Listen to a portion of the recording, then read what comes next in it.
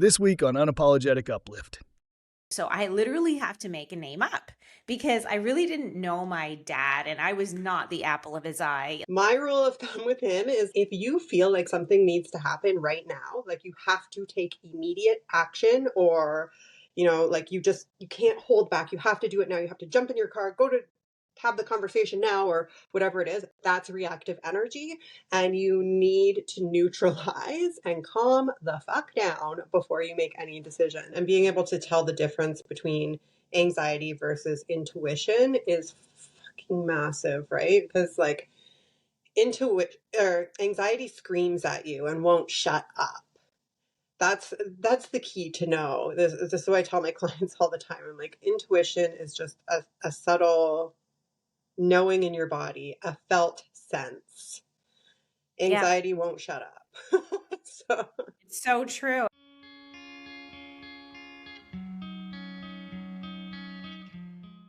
welcome to Unapologetic Uplift. I'm your host, Kim Staples. And today I am interviewing my friend, Nadia Vero. Did I say that correct? Yes, Vero. Okay, perfect. There's a story behind that one too. Oh, well, why don't we kick it off with that? Okay, I love it. You're so spontaneous. Okay, let's talk about Vero. So that's my new last name.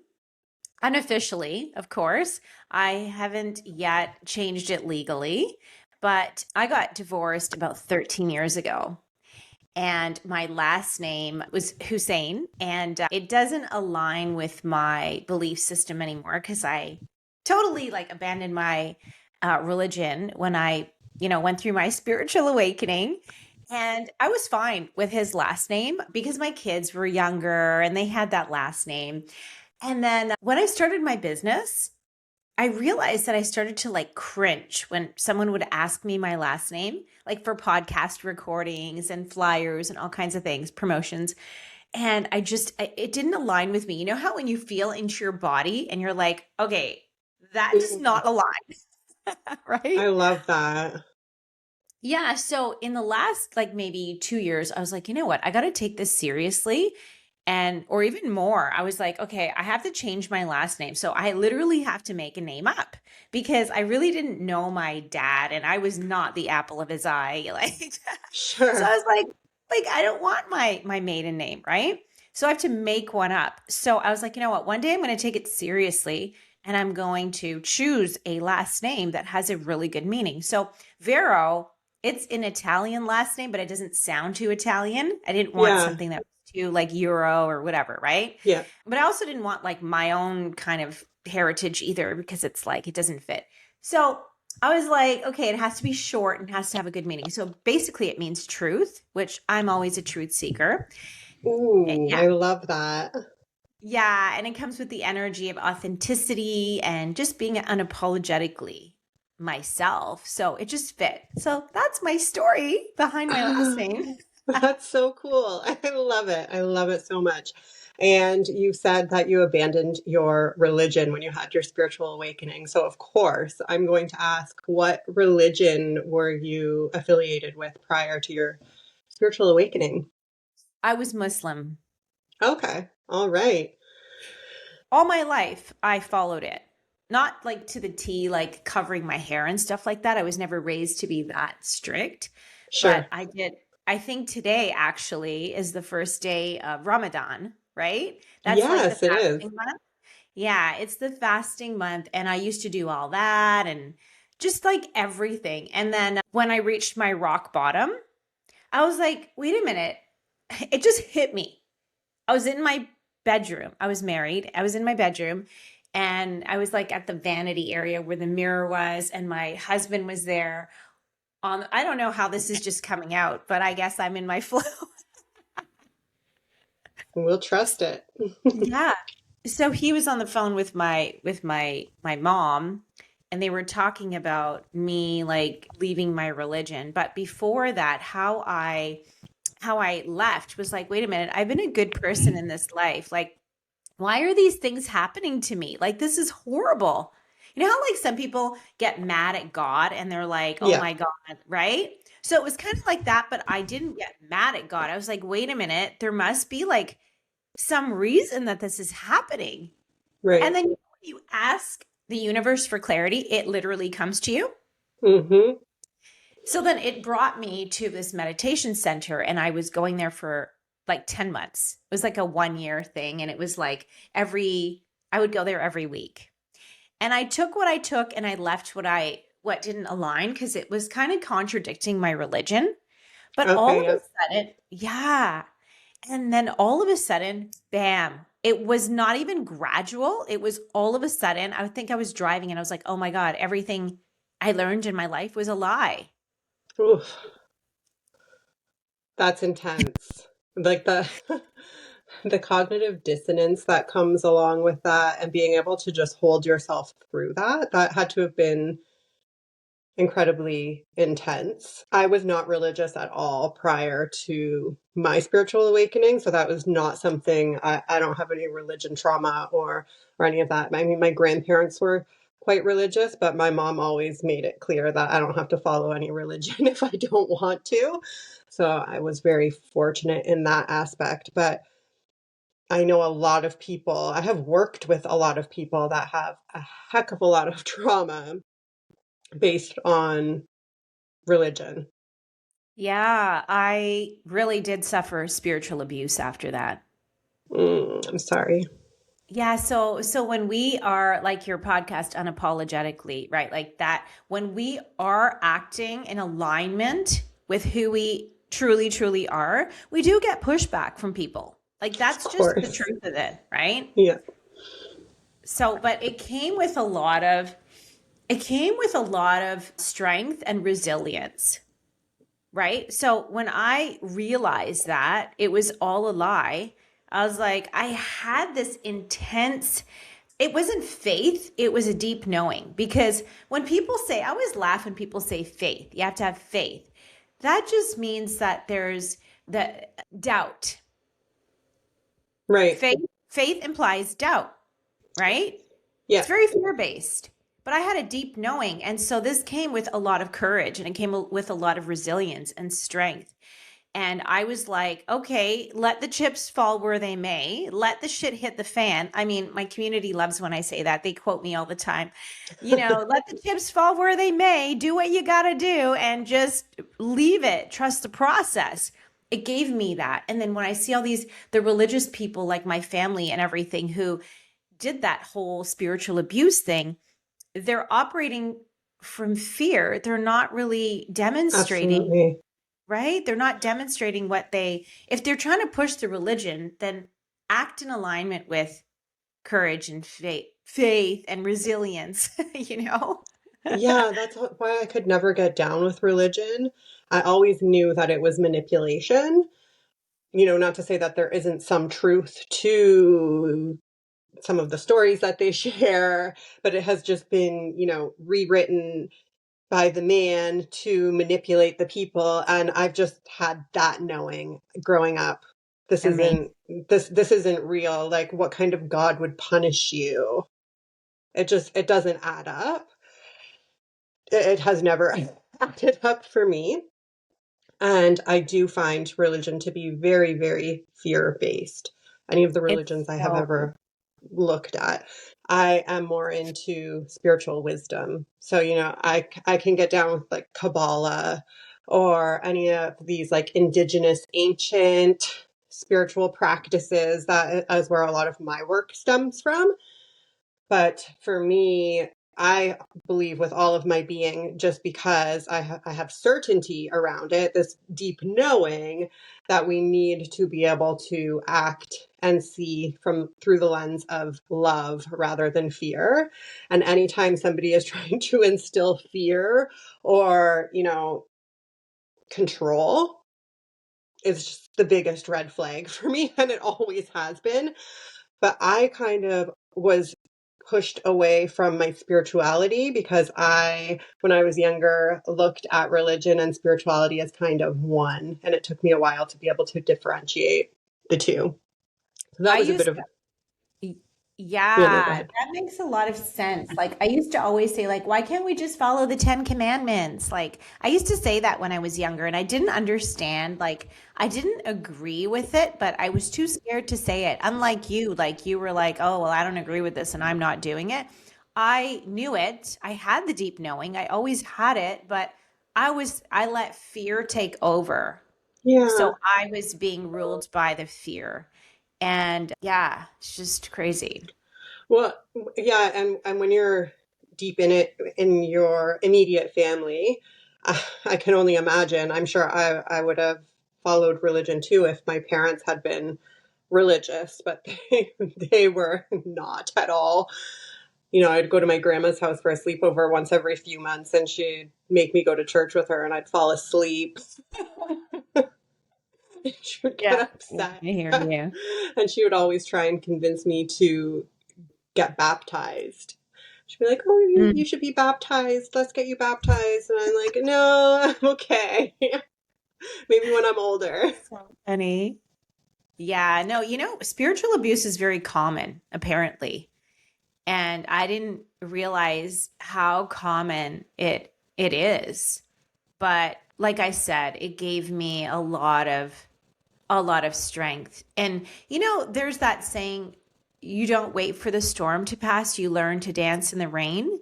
Mm, That's what it gave me. It gave me peace even through chaos. I no longer wait for things to get better for me to feel good. I get to choose how I feel yes. regardless of anything that's happening. So that's Mm. what I love.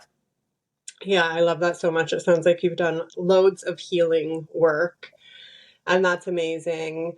And, just trusting that we all, like our souls chose to be here during this time and everything that we've experienced.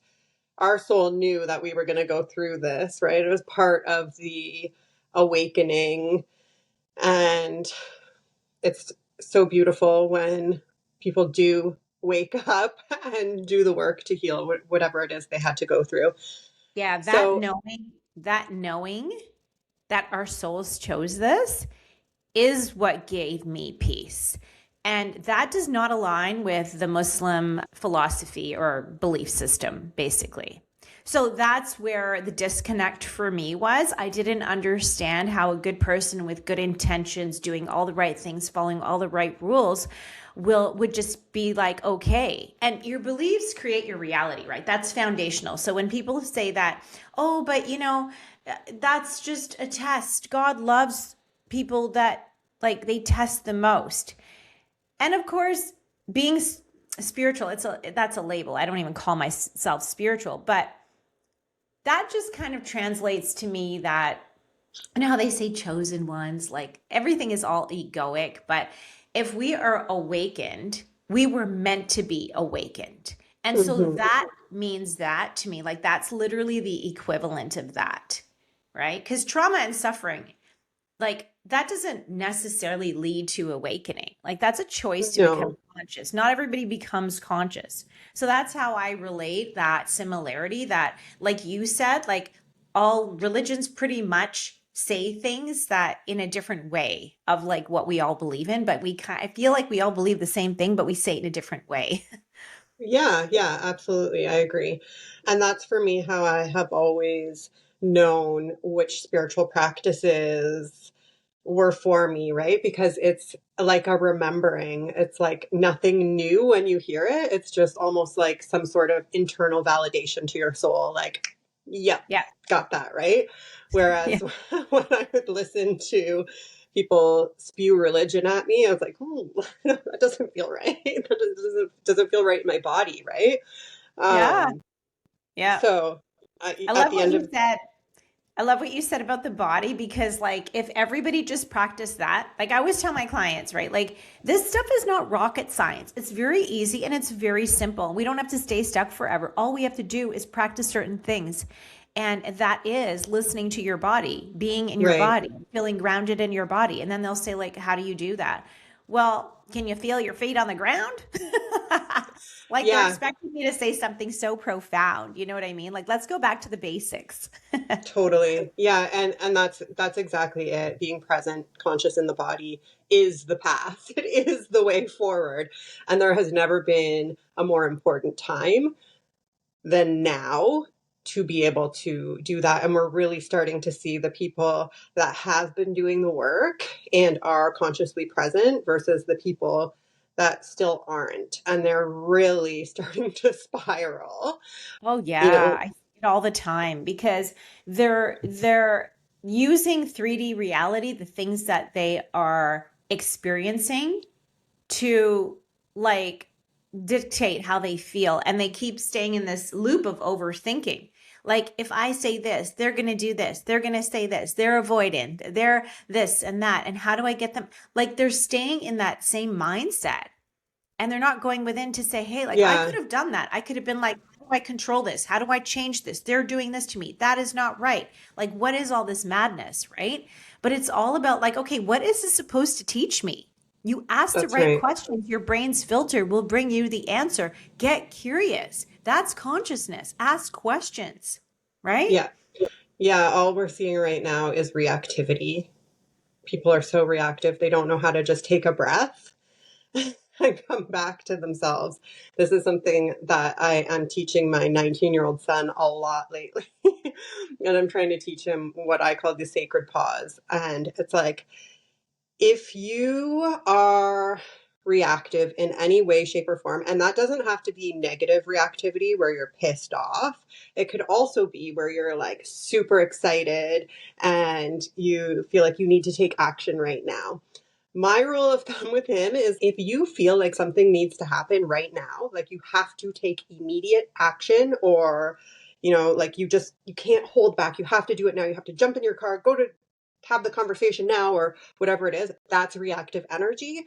And you need to neutralize and calm the fuck down before you make any decisions because My any son needed decision, that. they all need, I mean, yeah, I they was all need it, right? gonna say my son needed that advice before he made that crypto investment. Right? Yeah. And that was probably an Like, investment made out of excitement, yes, yes, not yes, yes. fear, right? So it's like such a beautiful example of when we choose and take action on any sort of reactivity is never our best. It just isn't. Yeah, it's impulsivity. It's basically very impulsive, right? So we have to make decisions from neutrality, right? Like that's so Totally. important. Like even when I left my marriage, like people were like, "Oh my God, like you literally left your marriage," like at work, right? And they were like, "Wow, like you seem so happy, but you made your decision. You never went back. Like you have no regrets. You just look so happy." And it's because, listen, I didn't make that decision from haste. I Right. didn't make that decision emotionally. It wasn't an emotional decision. Yeah. What happened to me was I realized in 2009 that this ain't it, right? But I can't divorce him. I have to divorce the part of me that tolerated, attracted him. So I worked on me. And Yes. it took me 4 years, and I left in 2013, and my spiritual awakening was in 2011, right? So I learned so much, and like there was no Instagram and TikTok at that time. Like I was learning all this stuff, you know what I mean? I just intuitively I Yeah. connected to it. And I've gone through so much trauma in my life. I always say I have a PhD in the University of Life. Yeah. Yeah. I feel that. Me too. Like I went to the school of hard knocks, you know? And so I learned through connecting to that deep knowing that I've always had. I used to say I have a sixth sense, even when I was a kid. Like I just knew Yeah. things.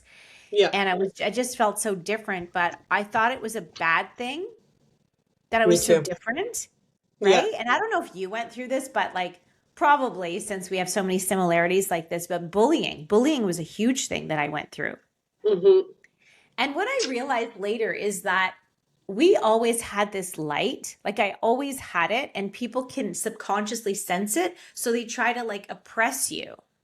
Oh, Because in every yeah. environment, I went through that. So they were Same. subconsciously seeing something in me that I didn't even see in myself. And that's why this happens. Yeah, yeah, it's actually wild. Believe it or not, I was bullied from birth. As an infant baby, I was bullied from one of my mom's best friends. Yeah. We lived in a duplex and we lived upstairs, and my mom's friend lived downstairs. And I just triggered her from the moment I was born. She could not handle my light. This, like the stories I could tell you that this woman did to me. My most extreme trauma patterns came from this woman, and and it wasn't even like, the type of trauma people think. I mean, I've also had extreme trauma. My dad committed suicide at home when I was 5 years old, and the sexual abuse I endured as a kid. But none of that affected me the way that this woman bullying me from birth until I was a teenager. It's just wild. And that's it. That's exactly it. My light was way too bright and it triggered her. She felt so insecure. I'm like, how are you threatened by a baby? Oh yeah, I know. That's horrible. That's wild. But I resonate with that because I was bullied from when I was a baby too.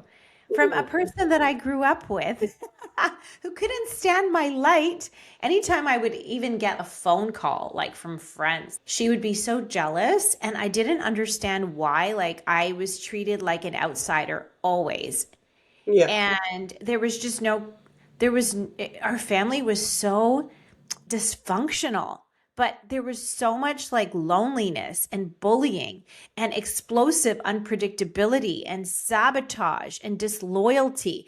It was just, and that was just like a small part of what I went through as a child. But I get it. Being bullied as a little child, like as an infant, yeah, girl. Like I think that a lot of people go through this, but they don't realize it. I didn't know, you know? Yeah, of course. Well, so I do a lot of trauma work, and the thing about trauma is people think that it's the horrible event that happened, but it's not. It's the story that you tell yourself about what happened.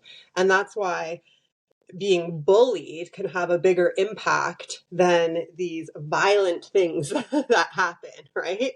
It's kind of like, Yeah, it's really that trauma is really the result of not having the resources to be able to navigate that in the moment. Because when you really that's think right. about it, there could be some people that go through the exact same thing that it doesn't impact them like it impacted us because they have a different like past That's or a right. different, right? Like a Or different support nervous system. system. Yeah. And so it can be like something small, but it's still trauma if we don't have the mental resilience, emotional resilience to be able to navigate it. That's really what trauma is, right? Exactly. And for children, the core trauma is developed between 0 to 9 years old. These core wounds that often people live with their entire life. And as a 6 year old or a 7 year old child, these things happen. You tell yourself a story and that becomes fact. A 6 year old can't understand Yeah. what's Yeah. happening. They don't have the capacity, right? Then they spend their whole entire life thinking, I'm not worthy of being treated properly. I'm different. I'm an outcast. Everybody hates me, or whatever that unconscious story is. It's wild. I love that you brought up that because what people don't realize, so I worked for the school board for 25 years and I worked with a lot of kids with behavioral issues, mental health issues. And I realized back in the 90s that something's not right with the way like we're dealing with these things. Like I started to filter everything through the lens of empowerment. And I said I had this deep knowing of something is missing. So I Hmm. was teaching mindfulness and self-love concepts and like really trauma aware type transformational programs that I was creating. I didn't even know what I was doing. I was just kind of being led by this, right? Right. It was really because of the subconscious. Like you say, we form these core wounds at a very young age and we act from this mindset and belief system throughout our lives. So I was like, Hmm. wait a minute, this fighting and all this stuff that the kids are reacting, anxiety, depression, all this stuff, the adults have the exact same issues. So that was my realization. I was like, whoa, like adults are children in bigger bodies. And then I start to go Totally. down rabbit holes. And that's why I do hypnotherapy, because the subconscious really like runs our life. So I might be thinking things all day long and I'm not aware of them, but it's creating my reality, but it's unconscious because it was formed like before the age of like 7. Mhm. And it like literally like impacts 95% of our lives. It's Yeah, crazy. 100%. That's Yeah, why and it is consciousness is so important, right? 100%, 100%. And like you said, as you start to awaken, you just know how to handle children. Like I started parenting consciously without ever learning conscious parenting. It's just like I'm conscious. So, you intuitively know what's right for your children. Whereas Oh yeah. when you're a dysregulated hot mess, like I look at my parenting pre awakening versus post awakening and my poor children.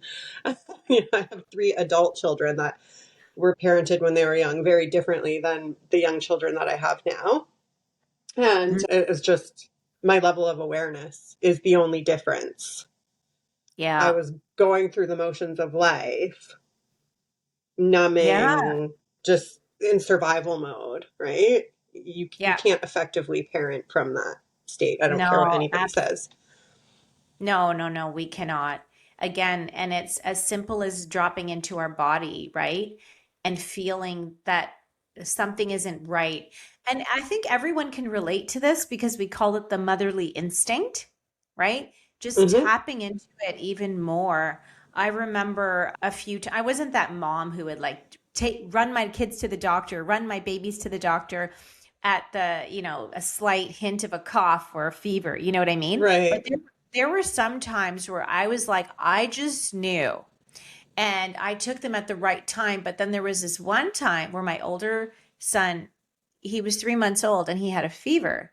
So I did take him on the first day. His pediatrician said, no, he's good. You can go home. Second day, I took him again. I was being persistent. And the third day, I took him again, and he was like not taking it seriously. Then I took him to the hospital, and they admitted him right away because they said he had like a bulging fontanelle. So, like, that's so important for us to like take it seriously. Yeah. Yeah, 100%. And being able to tell the difference between anxiety versus intuition is fucking massive, right? Because like intuition or anxiety screams at you and won't shut up. That's the key to know. This is what I tell my clients all the time. I'm like, intuition is just a subtle knowing in your body, a felt sense. Yeah. Anxiety won't shut up. So, It's so true. And so we have to trust ourselves. Like self trust is something that a lot of people go through, like they suffer from a lack of self trust. And they put their trust, they look for that externally because they're not connected. So yeah, you're right. right. And when a client asks me a question, I'm like, you are your own guru, my friend. And I put it That's back on it. them, right? Because like this whole top down approach with talk therapy and stuff like that, it's all about like putting our trust in someone else, right? And it's becomes codependent. Like, oh, I need to go to my appointment. It's just codependency, right? It reinforces that loop that we should be really trying to get them out of. Yeah, and I will say there are some benefits to talk therapy depending where you are on your journey. I don't want to completely be like, "Oh, it's complete bullshit." But you can't intellectualize like, knowing your trauma and all of the patterns is helpful to a point, but it's not going to heal you. You have to somatically process whatever it is and rewire the nervous system, the subconscious. It doesn't matter how much you know. Like I always say, I went to therapy for years and years and years. Yeah. And it helped me to some point. It helped me with my mindset, but it can only take you so far. And it's like, I know my trauma. I know why I have these shame loops. I know why I have low self-worth. I know why I'm insecure in this relationship. Okay, I know why, but why is it still happening? Why am I still living this, right? That's exactly what it is. Like, I mean, you can listen to that stuff on, you can hear that on TikTok, you can read it in books. They're sitting there and we're externalizing our trust again, right? So I Mm-hmm. feel like it's something that if you want to know, that's great. But imagine if we just tap in, we will know it. If Yeah. we just bypass all that, like it doesn't need to happen that way. Like I remember it's a lot of coping mechanisms and surface level strategies that we learn when you really think about it. Like we went to marriage counseling, and I always say this, right? Like marriage counseling, I don't care what anyone says. Like a lot of people say, "Oh, there's a time for this and there's a time for that." Okay, but if there's so many strategies and coping mechanisms, it takes us away from the truth. Mm. We really don't need it. Like they will tell you things like, oh, like, you know, they don't like this, so don't do this or do that. Like, why are you even doing it? Like, what about that? Like, what about going within and Yeah. maybe like exploring the patterns and dealing with it at the root level? Well, You know, yeah, like, and that's just it. It's surface level, or you're getting to the root cause and healing that. And when you actually heal the root cause of it, when you no longer have the symptoms, right? yeah, exactly, exactly. I think we overcomplicate things as a society, and I think that it was really created that way for the system. Like when you look at it, insurance companies will cover therapy, but Mhm. will not cover hypnotherapy. Why is that? I mean, I think a lot of people know about the important people, quote unquote, air quotes here, about the subconscious, right? Okay, like if Yeah, we change that, we will be resolving a lot of problems. And those problems will lead to the resolution of those problems will lead to regulated citizens that don't need to spend a lot of money on distractions, right. you know? And people will be able to think for themselves. Heaven Yeah, forbid we can't have group think and pit yeah, people against each exactly. other. Yeah, so I always question things because, like, I never used to do that. I never used to question things. I really never trusted myself.